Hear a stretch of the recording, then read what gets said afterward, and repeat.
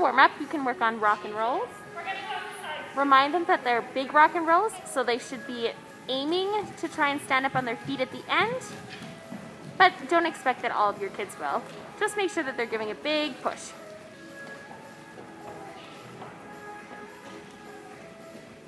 They can work on some bear walk. Review their shapes.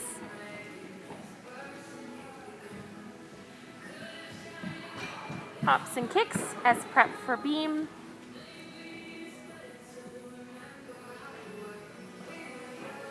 And tuck jump. Soul hangs. Athletes will start with both hands on the bar and lift their toes up.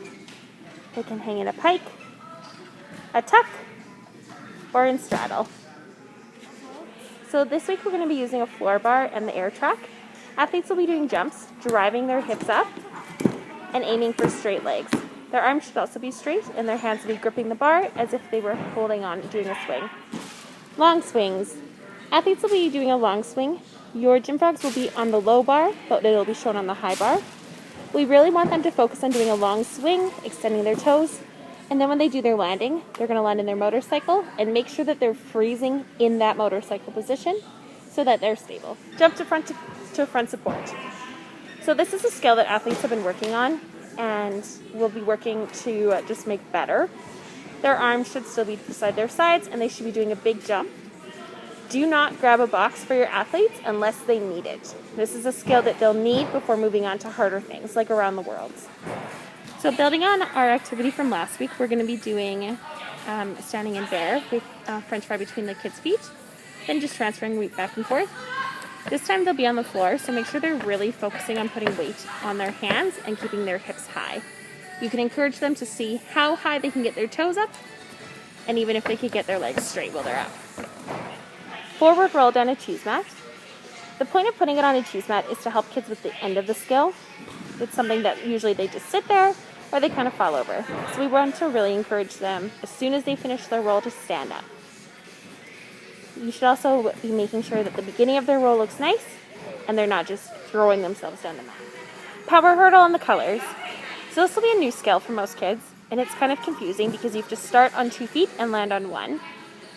So really make sure that they know where or which color they're on 2 and which color they're on 1.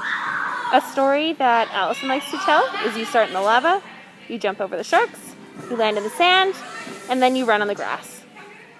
Pegged handstand on low box. So this is really a chance for them to practice keeping their feet at the end of the box, their hands nice and close, and lifting their hips high, putting weight into their hands.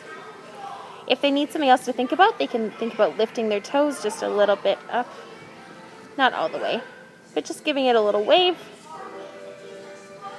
Perfect. So your beam warm-up is going to be your complex or your basic locomotions. You're going to start with walking forwards, walking sideways, walking backwards,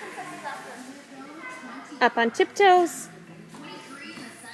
and doing ice cream scoops.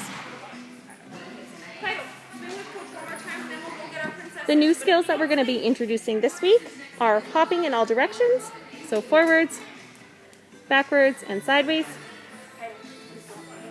and kicks.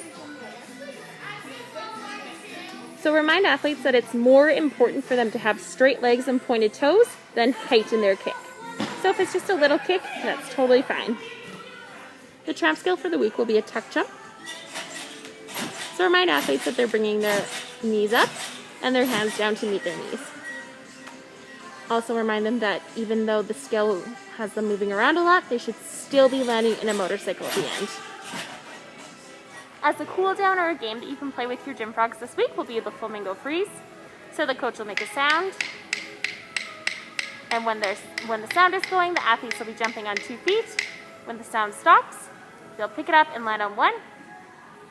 Once they understand the concept of the game, then you'll have them start again. But instead of just staying stationary with their 1 jump, when you stop, they'll take a jump forward with 2 feet and land on 1.